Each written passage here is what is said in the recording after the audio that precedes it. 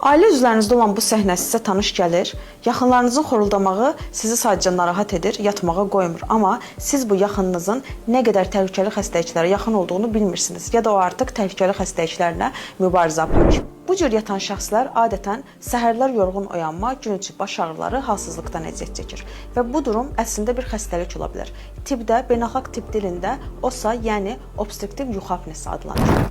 Gecələr yatarkən nəfəsiniz 10 saniyədən çox dayanırsa və xoruldurursunuzsa, vücudunuz oksigen aclığından əziyyət çəkir. Bu da gələcəkdə sizdə insult, infarkt və bir çox ürək xəstəlikləri, eyni zamanda qəfil ölümə səbəb ola bilər. Eyni zamanda sükan arxasında yuxuya getmə ya da diqqət əksikliyi səbəbilə avtomobil qəzalarına səbəb ola bilər. Unutmayın, OSA-nın müalicəsi var.